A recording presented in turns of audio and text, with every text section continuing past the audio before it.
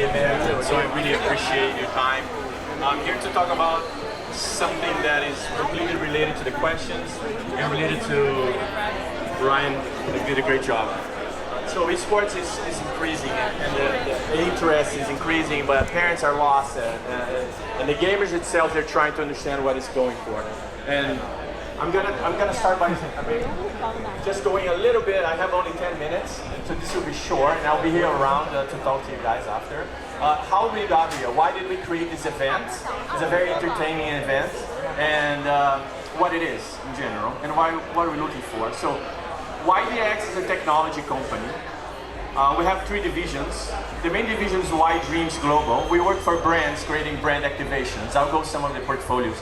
So, for many years, we've been working, delivering interactive experience in the physical world. So people are spending their time more and more in the real world trying to pay for cool experiences to live. So the company grew out of that, and we help brands to create those experiences. This is some examples. We created an NBA fun zone with different types of games and activations. We work for Disney. So we mix technology, memorabilia, objects, all kinds of storytelling that technology can help to deliver. We built a couple of interactive exhibitions in museums. This one was seen by 500,000 people. Interactive breweries, etc., etc. So this is 16 years of know-how in digital storytelling, but for brands, right? Then we wanted to create something of our own, an event that we are proud, that we can travel with, that a lot of people can see, and we chose video games as the main theme.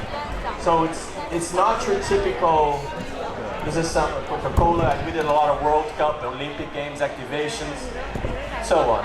So we wanted to create a very fun event around the universe of video games. And we wanted to be something for the whole family.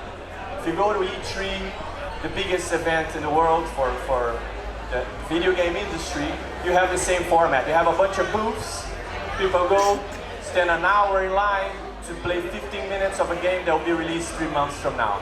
And people pay for it, and they spend, and they consider that a good time. And the company spend a lot of money, but it's not based on entertaining, it's not educational, and it's very niche. It's up to the real gamer. It's not for the big families. So we wanted to create something that brings families together. I am a gamer, my kids are gamers now, I play different games now. The games that I play now completely different that I grew up playing, where I had to put a cassette tape to load a game that was good for half an hour. So we wanted to join and create something interactive and fun. So we're calling it a festival. It's not your normal event, it's a festival where people come to play. It's almost like a theme park around the universe of video games. He went over this data, so again, I think I'm very secure to skip around. This is huge. It's not only parents here, everywhere in the world, parents are dealing with the same issues. My kid is spending 4 hours in Fortnite or whatever other game. What do I do? Is this healthy?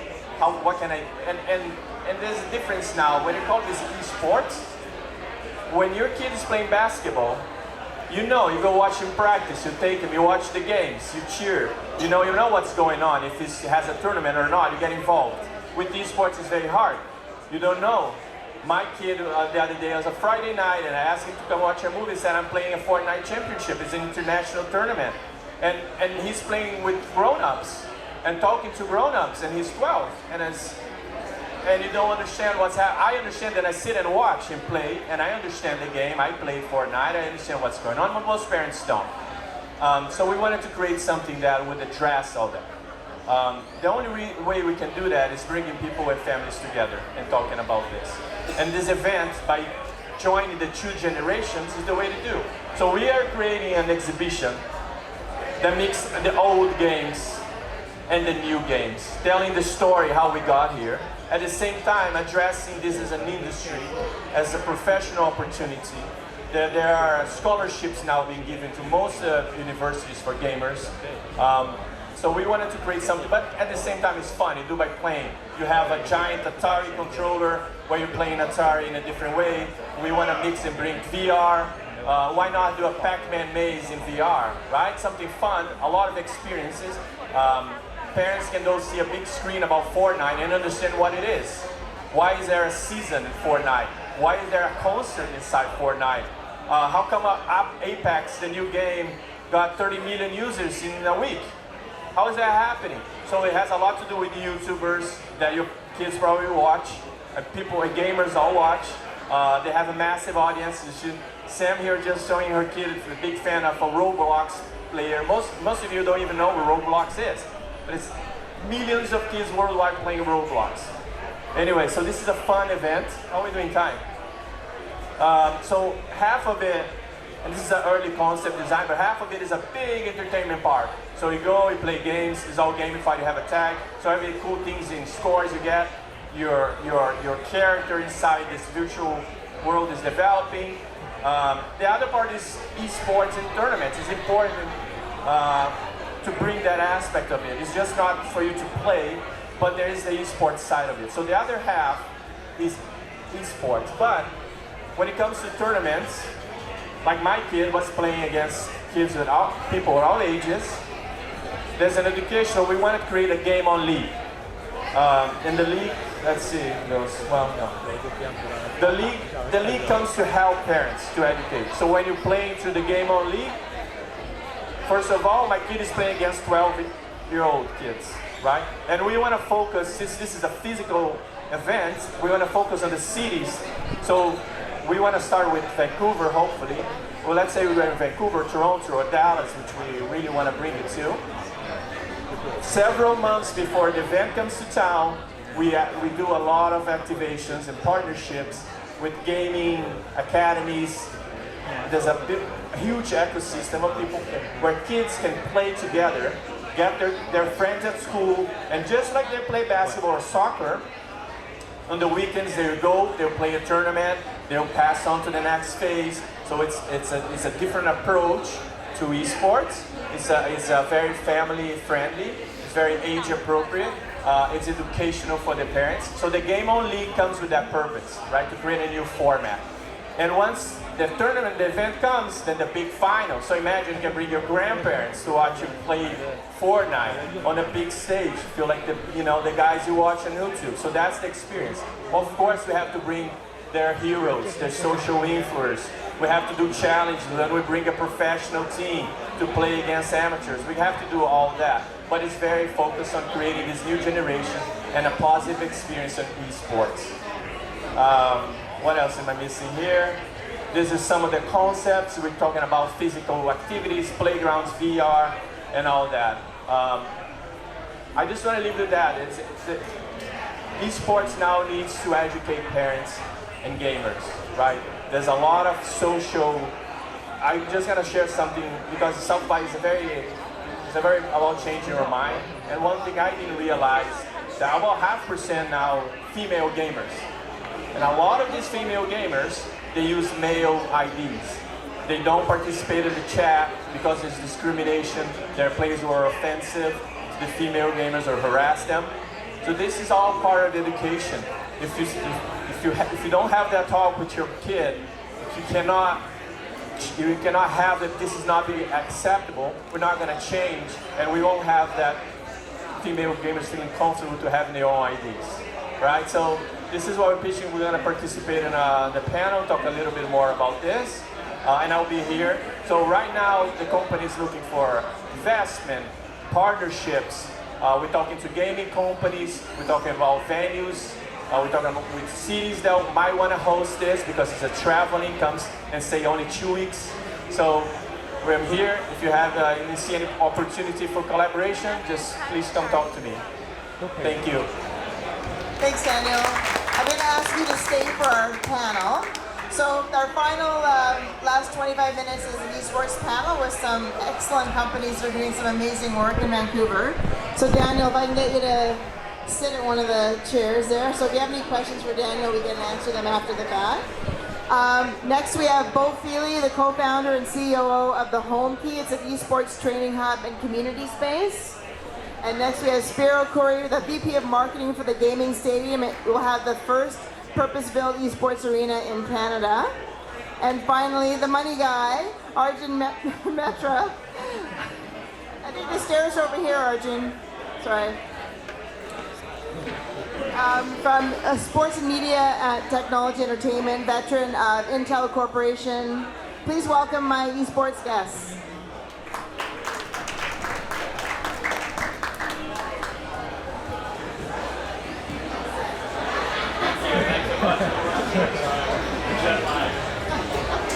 Jet lag. Where did you come from? London. London. Oh, I love London. All right. I'm going to throw the first question out to everybody basically on the panel because I'm really curious to know this. Why Vancouver? Daniel, why did you pick Vancouver to come and live and besides the mountains and the yoga? Yeah, it's a long story, but I'll keep it short. I'm from Rio, Brazil. It's an awesome city, beautiful. I have lived in Barcelona, another beautiful city. I lived in San Diego, but I really fell in love with Vancouver. I think from all of these cities we're very well known. There's so many different factors, including nature, business, the people, the ecosystem for business is just incredible. So when we got invited to receive an investment and become a Canadian company, we jumped to the opportunity. We became a public trading company in Canada, so we are listed on the Toronto Stock Exchange, the Ventures, which is very interesting because it's almost like a crowdfunding for startups. So it's a really great format, very innovative, and yeah. We're actually a couple of New York guys looking for the right community. We looked all around the US. We spent about a year traveling around LA, looking at Seattle, looking at Boston, looking at places in Texas. And what we found in Vancouver was an already organized esports community that's dozens of thousands strong, and it just made a lot of economic sense to attack that and go for it. Cyril? Yeah, aside from living in Vancouver, our group has been organizing events in the city for quite a few years now. And in our analysis, we noticed that anywhere from 10 to 20% of our visitation was actually from outside of Vancouver, but it came from Alberta, Saskatchewan, Oregon, and Washington. So when we looked at the US and Canada for locations, we noticed that in other hubs, there were large tournaments that were happening on an ongoing basis. And those tournaments allowed people in those regions to participate regularly, but in the Pacific Northwest, there wasn't anything really available on a consistent basis. So being in Vancouver and having the easy access to all of the markets around us made it a no-brainer for us to set up shop. The other thing is Vancouver's a melting pot of cultures, and the language of video games is pretty universal. And so it provides us the ability to be able to reach out and speak with different cultural groups to come under one umbrella and just have a good time. Arjun? I'll just add a couple to those points. First of all, it's a beautiful city, and to your point, it is a melting pot. But it also has a great media tech community. It's got a great creative community, and then in general, one of the things, being the shallow and shameless money guy, the tax credit system in Canada is spectacular for startups in general, and I've seen a number of well-funded media, sports, esports companies in Vancouver take advantage of that. So that's something you absolutely can't discount and have to appreciate. So is government support one of the keys that ticks your box for investment? Well, with a great team, obviously that's the first thing we look for, and there are great teams, great talent coming to Vancouver, increasingly so. I think you guys are a great example of talent that's moving out there and setting up shop. But when you can fund engineering headcount with, to some degree, with tax dollars, I mean, as a VC, you can cut the burn of a startup dramatically that way. So that's hugely. Just to clarify, much of our incentives are labor-based, so basically you get a percentage of salary back in a tax incentive. So it helps build the talent pool as well as help investors wanting to... For engineering talent specifically, right? And which is the most expensive part of headcount. So Bo, the home key, can you explain a bit about what it is and how it's going to help build community? We're building localized esports hubs. We're beginning in Vancouver. We're going to try and do as many as we can all around the world. What we're seeing is at the very top level of esports, the talent out there has not really moved very much. So in the last 10 years, for example, in Counter-Strike, you're seeing a lot of the same names over and over. There's not a lot of opportunity, that means, for the lower level people to get up into the industry. So what we're trying to do is level the playing field by allowing training centers and exposure for players and talent to get into the industry and move up. Form teams, find friends, make a social area out of it as well. So it's a home for esports. And Spiro, can you explain a bit more about the gaming stadium? And because I know it's not just about esports athletes, but it's trying to build from students upward. Yeah, so what we like to, the terminology we use at the gaming stadium is watch, learn, and compete. So we're trying to hit all aspects of esports. We want people to come in and be able to consume tournaments, to be able to see how they can get better, but also see the other avenues that they can make for a career. So there's broadcasting, producing, there's holding the video camera, there's a whole bunch of different things that we'll provide. So that helps on like the watching and the learning. The other thing we're working on, which will come probably in Q4 of this year, is a coaching and training program, where we'll have professional coaches available at our facility that can help facilitate development of the next generation of esports players.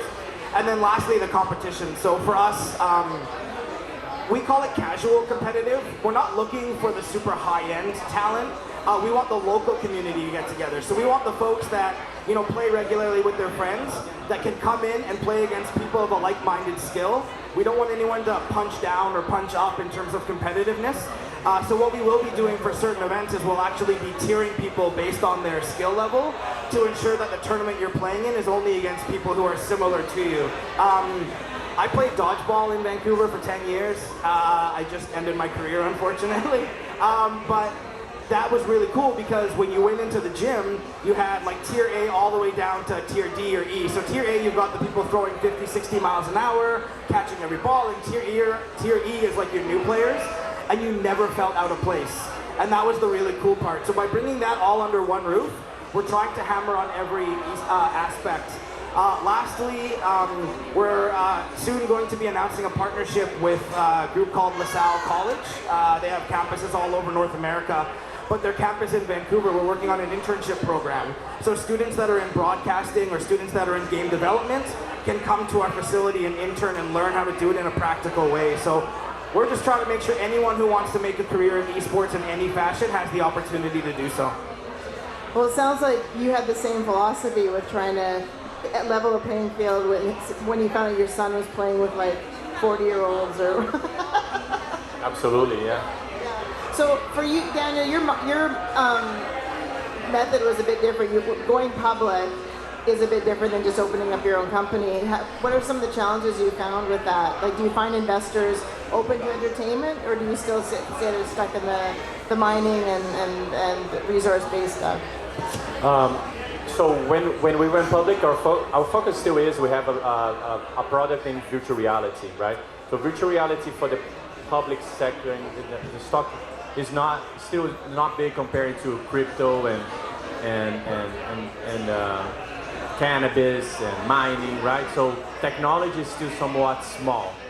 But this year, Cantech, the biggest event in that segment, esports is like the hottest topic. So the companies, the public companies in the esports industry are seeing really great numbers. The challenge is you don't control your stock price. And when you are a venture, so when you're a small company, public, it makes you vulnerable. But at the same time, we can had raised money easier, I think, than if we weren't when we went public. So Arjun, are you seeing the same thing as far as comfort level goes, and people are willing to like equate it with cannabis as the next big thing? So what was the last part of the question? Are you seeing people equating it like cannabis as the next big investment thing? Good question. Obviously, I came from Intel, which is an area that we obviously wouldn't look at from the Intel capital standpoint. But I think in general, it is obviously a hot area as well. not too much to add on to that, unfortunately. I would say I'm having some interesting conversations now with investors and banks, and what they're beginning to realize is there's been a big cultural shift in media. And how do you talk to this demographic that are fans of esports in traditional media forms? It's becoming very difficult now because it's an educated, younger demographic who understands all the tricks and trades of a pre-roll ad is not going to get you, right? So you've got to genuinely touch esports, genuinely support grassroots esports. And I think really in the last 6 months, I was talking to Spiro earlier, we're seeing a lot more interest from brands and partnerships saying 6 months ago, get open and then we'll talk. Now they're saying, how do we support you? And how do we get involved? And how do we start speaking to your demographic? So there is definitely something's happened in the past year. So I'm going to quote a Business in Vancouver article, and you can let me know what your thoughts are here. It says, tech is set to capitalize on BC real estate slowdown, meaning investors who are receiving double-digit returns in real estate are going to be looking elsewhere. I know you just said you're kind of seeing that. Is that something that makes sense? It's interesting. The Canadian dollar has weakened, right? That is on everyone's mind. But from an American perspective, now is the time to invest in Canada. He was saying earlier, tech talent in Vancouver is much cheaper than in LA, right? So if you want to develop an app or something, come to Vancouver, because that's where the talent is. And the fact that it's a little bit cheaper and house prices are falling, I think it's a good time to get in there, right? It's not going to fall forever. It's an exciting time for opportunities. Any other thoughts?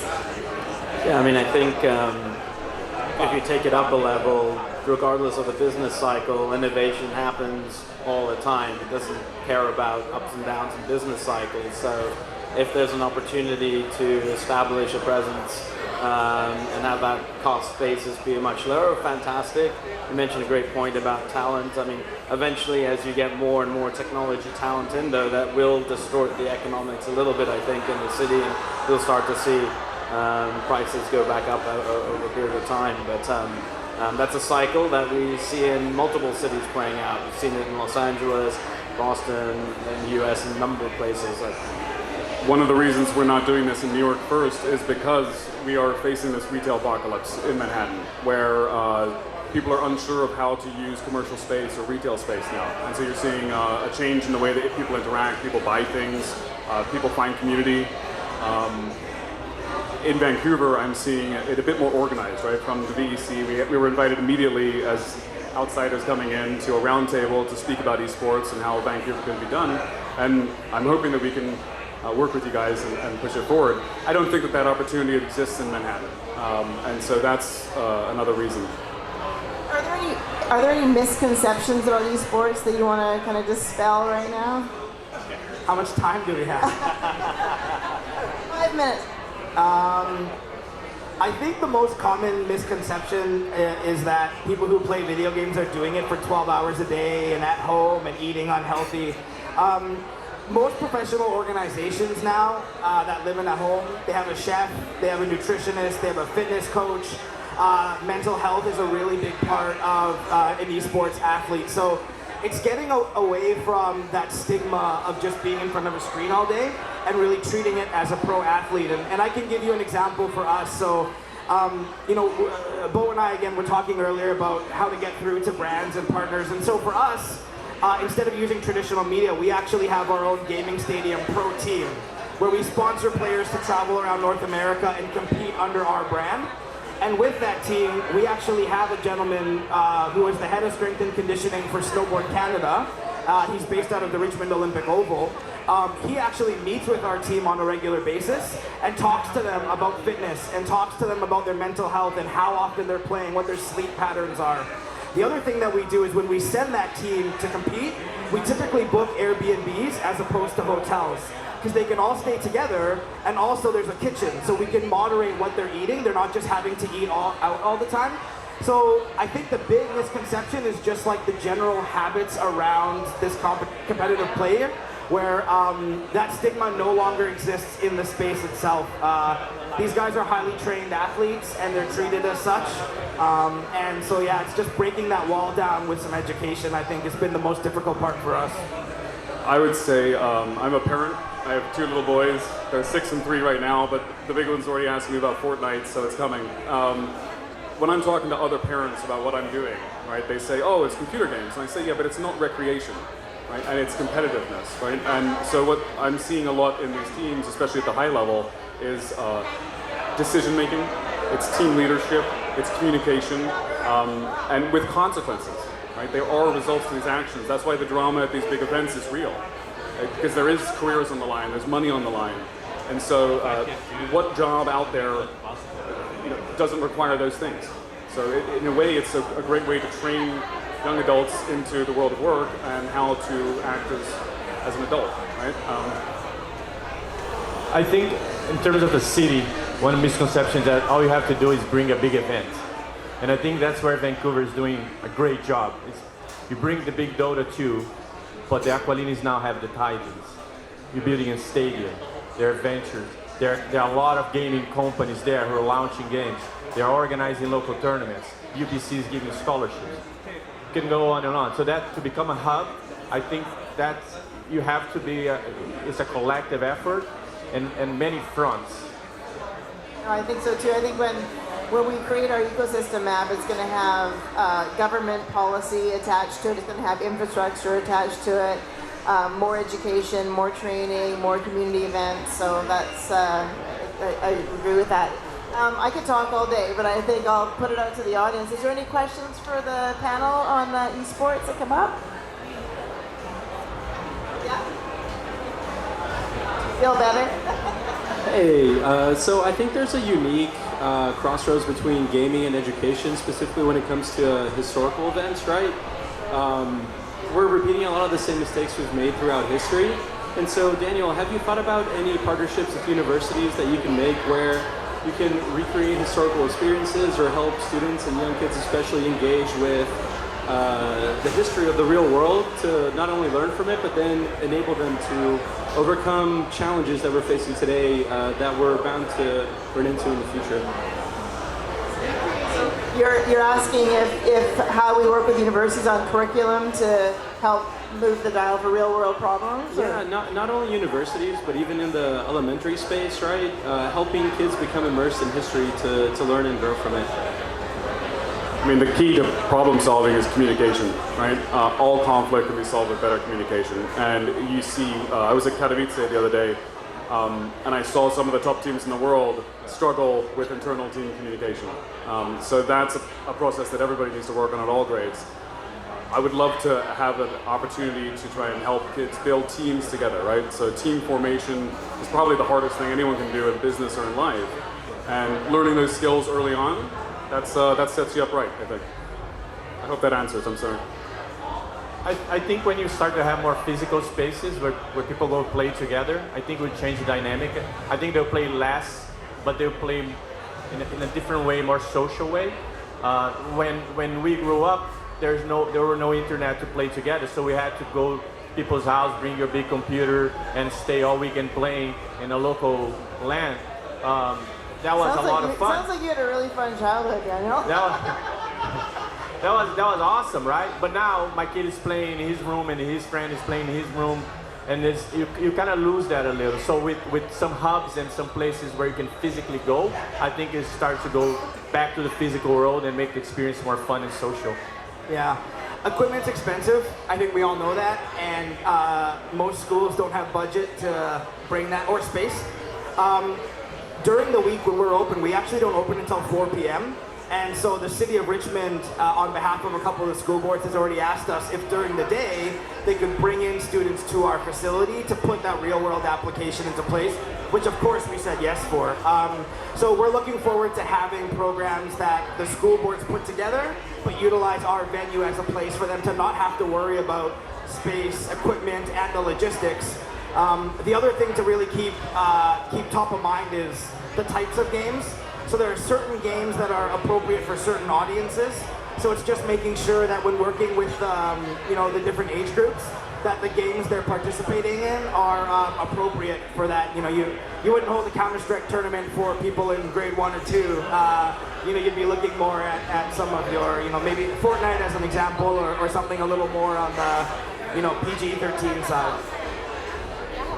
I was just going to add Dr. Patrick Soon-Shiong, who owns a bunch of newspapers in Southern California, who also invested in the esports platform, has a very interesting thesis, which is using esports as a communications medium for everything beyond esports. So delivering news and information and other things through this kind of channel, because you're talking to Gen Z in much of the time. So I thought that was fascinating. So I think there was a concert hosted in Fortnite that was had ridiculous attendance within the gaming environment. So using esports as a channel for delivering other kinds of experiences beyond just gaming is, I think, a fascinating one. I think you spark something, and it's a really good point. I was in Japan a few weeks ago for a big gaming tournament, and I mentioned earlier, like, the language of gaming is universal, and a group that I met in Japan, they own an esports team, and they want to work with us on an exchange program where people in Japan who want to learn English can come and intern at our stadium, because when we were there, you'd have a North American player against a Japanese player, and they would look at each other, nod, and then just start playing. So there's no physical words needed to understand the game, because the game is the same all across the world. So it really provides an opportunity to even communicate and teach other languages. I mean, in Vancouver, we're talking about teaching English to people from all over the world. And it's a really unique opportunity to take, like, a real world application and bring it into an environment where people feel safe and comfortable and not out of their realm. So I think, like, that point is super valid. Any other questions? Is there a... Oh. All right. We were involved in the past 3 editions on the production level for the Rainbow Six Invitational in Montreal. And my question is more on the event front. I'm really curious to hear you guys on the financial of, let's say, a city or a venue operator that is looking to have, let's say, an esports event happen in this community without any publisher's investment on a marketing standpoint. Is it viable? Do you see, like, major event happen without the involvement of a big publisher? I'm kind of curious because we saw the growth in the last 3 years on the Rainbow Six project, and it's been 10x in the growth. We had 30 million people watching in 14 language broadcast on ESL, and it was great, but the economics behind it didn't make sense even just to sell tickets or sponsorship without the investment from Ubisoft. So I'm curious on a Vancouver perspective or on the venue perspective, how do you track and make major event happen without, let's say, a game publisher spending behind? I mean, I've been putting events on in the city for a long time, so I can give you some of my experience. First of all, Rainbow Six is one of my favorite games ever. Yeah. And I've been talking to Adam at Ubisoft. We're going to be doing some cool stuff with Ubisoft in Q3 and Q4 this year. All right. But we put on an event in December last year called Pinnacle. It was a fighting game tournament. We lost about $30,000 on that event.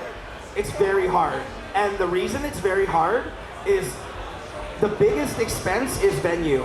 And the venues in Vancouver right now are not set up to sustain large esports events. Whether it's power, whether it's internet, whether it's the appropriate amount of seats, the layout of the room. So for that event, 50% of our costs right off the bat were in renting the venue and the production staff. So by building the stadium, what we aim to do is have a turnkey solution for people in the city who want an affordable opportunity to rent. So, you know, to rent our facility is going to be, honestly, like 30% of what we paid to rent the facility we use, with full production equipment and everything included. We treat it as a revenue model. We're already putting the capital into the building, so why would we not do those events? But it's very, very hard, and every time we do it right now, without publisher support, we rely on sponsors. If you don't get sponsors, ticket sales are not going to cover. You're going to lose quite a bit, my experience. It's an interesting point you're bringing up. Really, I think what we're seeing is the first level of infrastructure being built right now. And this is happening globally. It's not just in Vancouver, but it is occurring. And when that is in operation, we're in operation, they're in operation, everybody else, you're going to see probably more tournament organizers and more companies trying to do that, right? The Blast Pro Series is coming out now, and I think you're going to see much smaller versions of that for individual games like Rainbow Six or something. So that'll be very exciting for the next 3-4 years. One more question, I think we're done.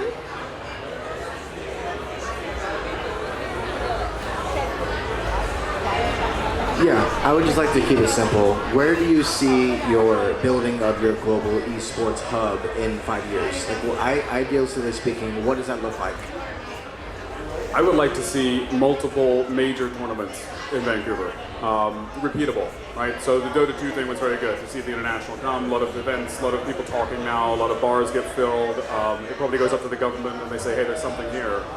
Then 5 years from now, with infrastructure like what we're seeing already deployed, you're probably going to see a new ecosystem of startups and smaller companies trying to optimize some of those startups, right? So I could see a huge thing coming to Vancouver. It's why we chose Vancouver to invest in. It's why I'm trying for this thing. Who knows how big it can be, right? The Aquilini group is very much involved, and I think they want to be more involved. So maybe there'll be more and more development in this sector. Maybe it'll become the big industry that we can think it can be. Yeah. I would like to see more democratic, in the sense that it's cool to see the professionals playing, right? But why isn't there a college tournament with only college players, or all the universities of Vancouver challenge each other in certain games, or schools and districts, just like any other sport? I think the more we get involved and becomes a part of the day-to-day, I think that's where you're gonna have, not just when the big event comes to town. I think there's a year long where there are a lot of things happening, and this, these guys are a big part of it. You need to have a place that hosts those, either universities or stadiums or academies. I think it'll be a big change.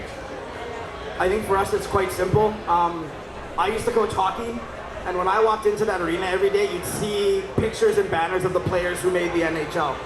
So for us, in 5 years, I want to see banners of people who started at the gaming stadium that are now playing pro. So our whole goal is, what can we do to cultivate that next generation of Canadian talent and get them to the next level? See them sign with pro teams, see them on large Twitch tournaments, see them traveling the world and holding the Canadian flag proudly. So that's our goal. And if we don't hit that, it would be a bit of a disappointment. In terms of the building itself, like, we know the market can sustain it because we've been doing these events for so long already.